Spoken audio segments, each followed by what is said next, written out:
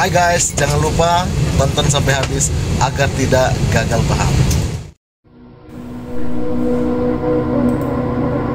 Cerita kekejaman PKI bunuh bupati dan camat secara sadis dilansir dari pojok1.id.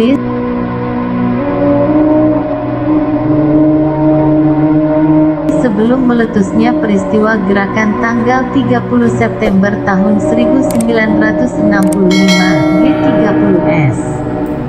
Partai Komunis Indonesia (PKI) sudah lama bercokol dan melakukan propaganda di negara Indonesia.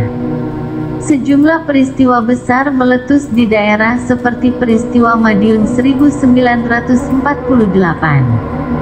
Sebelum melakukan propaganda pada 1948, PKI sejak 1945 banyak melakukan gerakan-gerakan di akar rumput. Yang harus dipahami masyarakat, gerakan 30 September 1965 itu adalah sejarah kelam dan tidak boleh terulang kembali, ungkap ahli sejarah, Restu Gunawan. Menurut Sekretaris Umum Masyarakat Sejarawan Indonesia ini, ada 7 Jenderal Angkatan Darat menjadi korban pada malam jahanam tanggal 30 September tahun 1965. Sejumlah pertanyaan saat itu muncul, siapa dalangnya? Dari sumber buku, Malam Bencana 1965, yang saya tulis di belakang gerakan tanggal 30 September, diduga ada CIA, Central Intelligence Agency atau Badan Intelijen Amerika Serikat. PKI hingga konflik di internal angkatan saat itu, terangnya. Restu mengatakan, situasi pada September tahun 1965 digambarkan sang proklamator Indonesia seperti ibu yang hamil tua. Tinggal menunggu melahirkan saja. Kompleksitas konspirasi pada 1965 harus dipahami masyarakat Indonesia. Tidak boleh melihat dari satu titik atau sumber saja. Dan hingga hari ini, belum ada pihak yang berhasil mengungkap konspirasi itu. Konflik di Angkatan Darat saat itu ya memang ada campur tangan CIA, saya kira ya. Mana ada negara di dunia tidak ada campur tangan Amerika dan PKI, saya kira ya, karena dari tahun sebelumnya disinyalir kuat akan melakukan gerakan, tegasnya. Dia menyebutkan, secara masif PKI melakukan gerakan bawah tanah dengan membentuk Angkatan Pemuda Indonesia (API) dan Angkatan Muda Republik Indonesia (AMRI) pada tanggal 8 Oktober tahun 1945. Kemudian pada bulan yang sama, AMRI Slawi pimpinan Sakirman dan AMRI Talang pimpinan Kutil meneror, menangkap, dan membunuh sejumlah pejabat pemerintah di Tegal. Terpilihnya tokoh komunis Banten C. Mamat sebagai Ketua Komite Nasional Indonesia (KNI) pada tanggal 17 Oktober tahun 1945 kemudian membentuk Dewan Pemerintahan Rakyat Serang (DPRS) dan merebut pemerintahan Keresidenan Banten melalui teror dengan kekuatan massa. Runtutan pergerakan PKI yang lainnya, pada tanggal 18 Oktober tahun 1945 tokoh komunis Tangerang Ahmad Khairun yang memimpin Badan Direktorium Dewan Pusat membentuk laskar yang diberi nama Ubel-Ubel dan mengambil alih kekuasaan pemerintahan Tangerang dari Bupati Agus Patmanegara. Laskar Hitam Ubel-Ubel mau pimpinan Usman membunuh Otto Iskandar Dinata pada Desember tahun 1945. Pada November tahun 1945, API dan AMRI menyerbu kantor Pemda Tegal dan markas TKR, tapi gagal. Lalu membentuk gabungan Badan Perjuangan 3 daerah untuk merebut kekuasaan di Keresidenan Pekalongan yang meliputi Brebes, Tegal, dan Pemalang. Sebulan berikutnya, Desember tahun 1945, C. Mamat kembali menculik dan membunuh Bupati Lebak R. Hardiwinangun di jembatan Sungai Cimancak. Tokoh PKI Cirebon pimpinan Mer Yusuf dan Mer Suprapto membentuk Laskar Merah pada tanggal 12 Februari tahun 1946 lalu dan merebut kekuasaan kota Cirebon dan melucuti Tri. Pada 3-9 Maret tahun 1946 lalu, PKI Langkat Sumatera Utara, Sumut di bawah pimpinan Usman Parinduri dan Marwan dengan gerakan massa atas nama Revolusi Sosial menyerbu Istana Sultan Langkat Darul Aman di Tanjung Pura, membunuh Sultan bersama keluarganya, dan menjarah harta kekayaannya. Pada 1947, kader PKI Amir Syarifuddin Harahap berhasil jadi Perdana Menteri PM Republik Indonesia dan membentuk kabinet. Selanjutnya, menggelar perjanjian Renville dengan Belanda.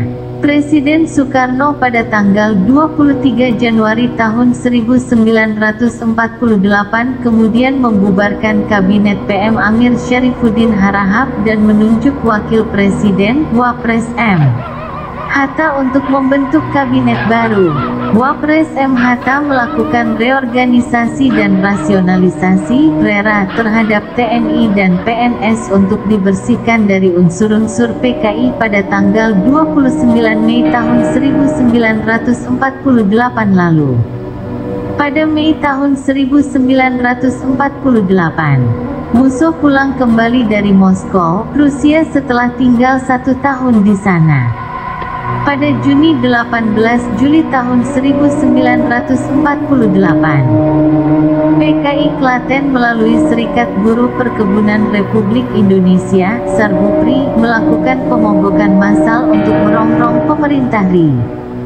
Setelah memimpin FDR PKI pada Agustus tahun 1948, Musso merekonstruksi Politbiro PKI, termasuk DNIDIT, M.H. Lukman dan Nyoto.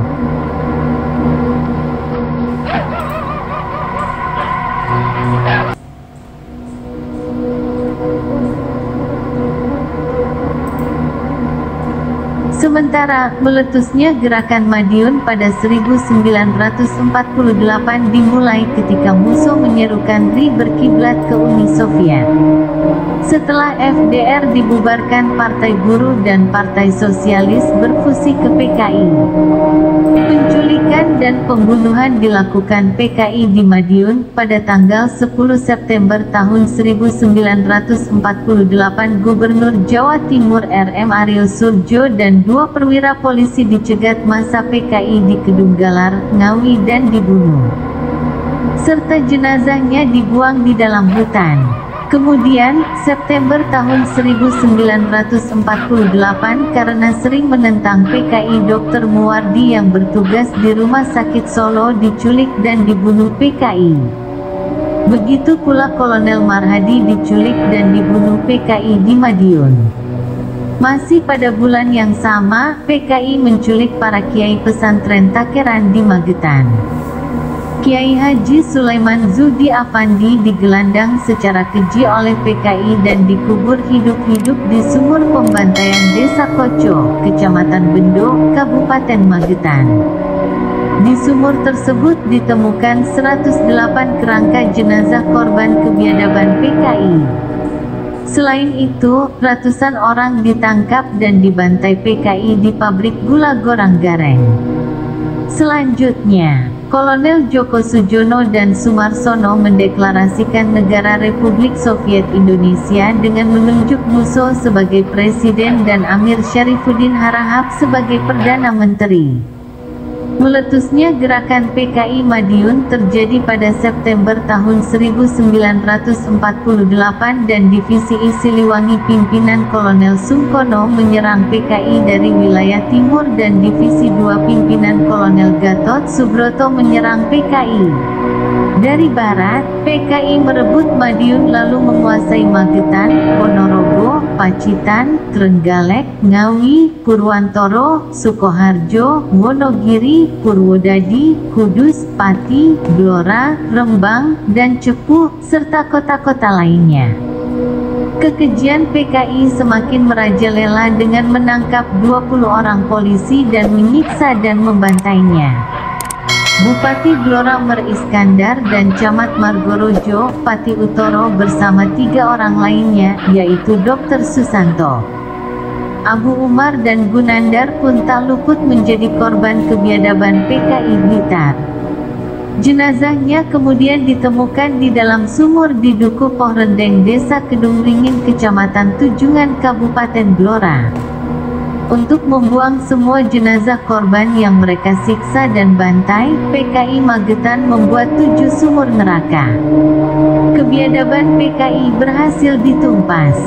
Setelah Oktober tahun 1948, para pimpinan pemberontakan PKI di Madiun ditangkap dan dihukum mati. Mereka adalah Muso, Amir Syarifuddin, Suripno, Joko Sujono, Maruto Darusman, Sayogo dan lainnya. Peristiwa Madiun 1948 merupakan bagian dari gerakan tanggal 30 September tahun 1965, terang Restu. Restu menegaskan, semua pihak pro kontra gerakan tanggal 30 September tahun 1965 harus memiliki pemahaman sama untuk mengungkap sejarah dari sumber-sumber sejarah dan perkembangan ilmu dan temuan. Masyarakat sering histeris karena berbeda pemahaman, hingga muncul blok-blok yang saling bermusuhan, katanya.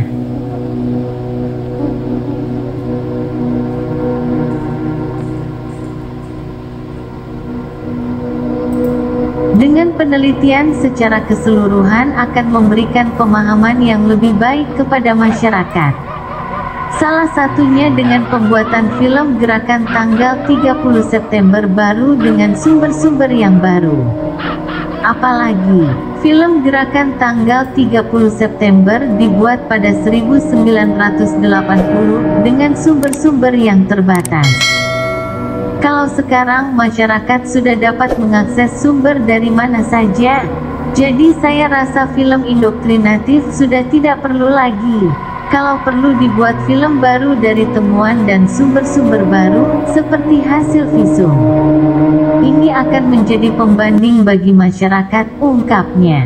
Terakhir, Restu menuturkan peristiwa 1965 dapat dibuat ulang dalam film baru berdasarkan sebelum dan sesudah gerakan tanggal 30 September pecah. Sehingga sejarah tidak berpihak pada salah satu pihak dan menyebabkan salah satu kelompok terluka. Sejarah berdasarkan sumber yang ada, jadi tidak tendensius dan memihak.